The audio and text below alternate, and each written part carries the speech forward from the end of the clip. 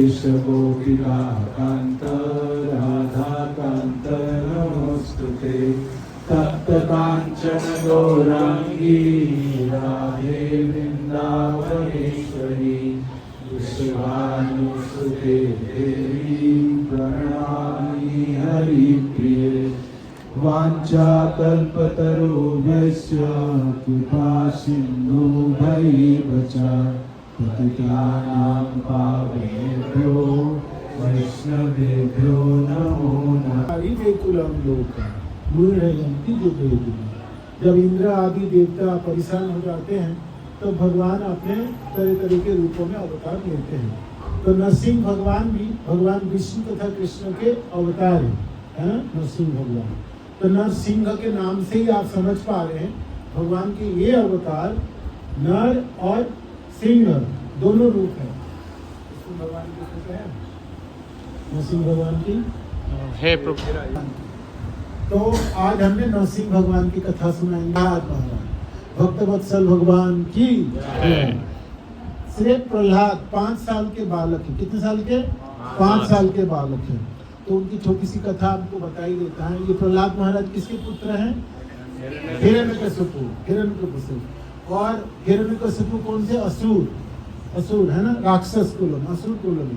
सूर और असुर दो होते हैं, देवता और दानव। जानते हैं ना, देवता और दानव। तो असुर कुलों में हिरण्यकशिपु के महलों में, और उनके पत्नी के नाम था कायाधु। तो हिरण्यकशिपु और कायाधु की पुत्र है प्रहलाद महाराज। भक्त प्रहलाद की जय। तो घाटियों में अनेकों सालों की तपस्या है, और तपस्या से संतुष्ट होके जब ब्रह्मा जी प्रकट हुए तो उन्होंने, ब्रह्मा जी कहते वर मांगो। भाई तप किए तो जो तपस्या करेंगे उसको वर मिलेंगे, है ना। तो कहता मैं अमर होना चाहता हूँ। क्या होना चाहते हैं? अमर, मैं मृत्यु ना हूँ। तो ब्रह्मा जी कहते हैं मैं खुद ही अमर नहीं हूँ, तो मैं आपको कहाँ से अमरत्व वर दूंगा, है ना। वो अमरत्व वर तो मैं दे नहीं सकता हूँ। तो ये राक्षस है ना, असुर है ना, उन्होंने सोचा मैं इस तरह से वर मांग लूंगा ना, लगभग मैं अमर ही हो जाऊं। तो उन्होंने अपनी बुद्धि लगाए। तो कहते ठीक है, आप अमरत्व वर नहीं दे सकते हो, तो फिर आप बाकी वर तो दे ही सकते। कहता हाँ, बाकी तो मैं दे ही सकता, आप मांग लो। तो कहते हैं मैं ना, मेरे को दिन में ना मरूं, दिन के अंदर नहीं मृत्यु हो। ब्रह्मा जी कहते ठीक है, दिन के अंदर ना मृत्यु हो, रात्रि के समय भी मृत्यु ना हो, दिन में ना मरूं, रात में ना मरूं, ठीक है। घर के अंदर नहीं मारेंगे और मैं घर के बाहर ना कोई मारे। समझ में आ गया आपको? किसी से, मनुष्य आदियों से नहीं मारा था, किसी पशु पक्षी बानर नाग आदियों से भी मारा था।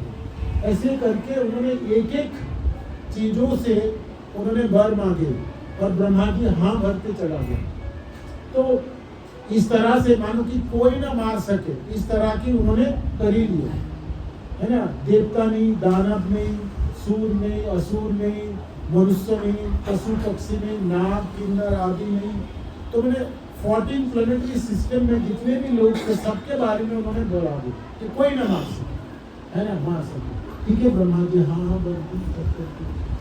और अस्त्र शस्त्र से नहीं मारा जाऊंगा, घर के अंदर नहीं, बाहर नहीं मारा जाऊंगा, धरती के ऊपर नहीं, आकाश में नहीं मारा जाऊंगा, दिन में नहीं, रात में नहीं होगे, वो भी नहीं मारा जाऊंगा।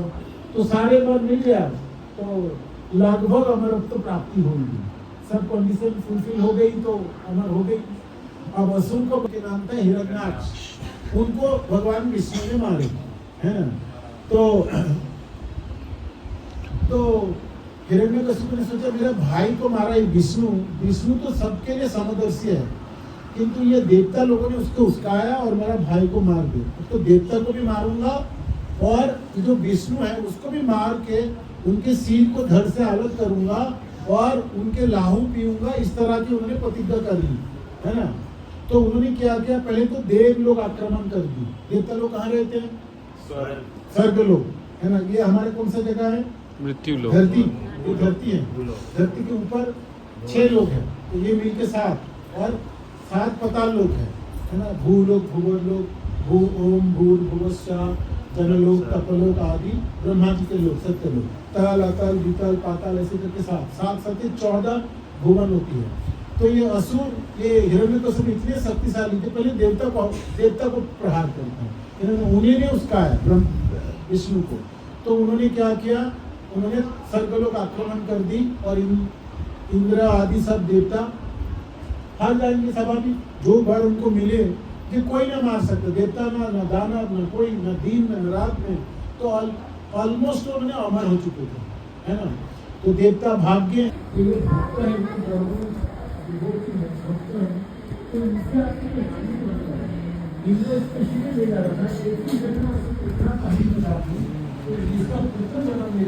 दोनों मिल जाए तो फिर हमारे क्या होगा, इसलिए इसको जल में लेके मार दूंगा और इस स्थिति को छोड़ दूंगा।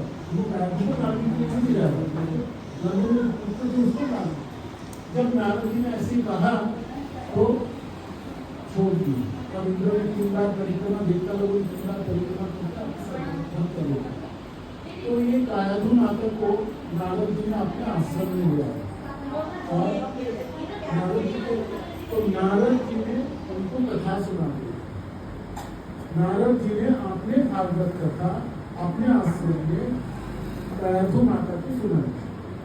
तो कायाधु माता के गर्भ में प्रहलाद महाराज, तो वो कथा नारद जी के द्वारा जो माँ के गर्भ में थे वो सुनाई, पूरी कथा उन्हें सुनी और कायाधु माता ने सुना। तब कायाधु माता थोड़ी चिंतित था, उनके पति की तपस्या करने के लिए आश्रम में राज धारण के है, तो वो दुखी थे कि कब प्रहलाद कब जगह लेंगे, कब हिरण्यकश्यप वापस आएंगे महल में, कब, तो चिंता थी। तो कथा तो सुनती थी, किंतु आप चिंता, मनो में चिंता है, कथा सुनो तो कितना कथा सुनोगे, आधा कथा सुनोगे, थोड़ी सी सुनोगे और थोड़ी दिन बाद क्या होगी,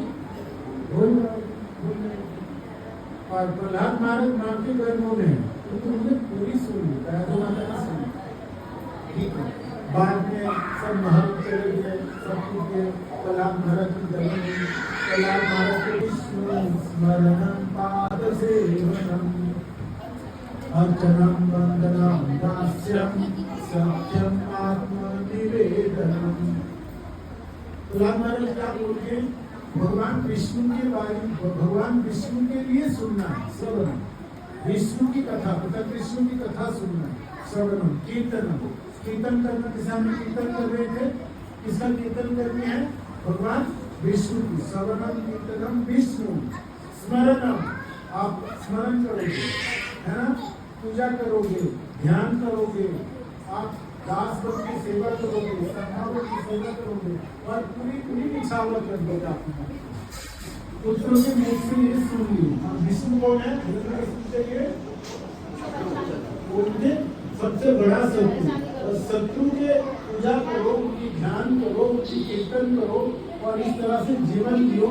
तो सुनने के बाद किसने सिखाया है ना, किसने सिखाया, तो जब टीचर ने नहीं सिखाया, ये बात पता चल गई, तो उन्होंने हिरण्यकश्यप ने अपने पुत्र को गोद में बैठाए थे, उन्होंने गेंद की तरफ फेंका, ऐसे उठा के, 5 साल के बच्चे ऐसे गेंद जैसे फेंकते हैं ऐसे फेंक दी।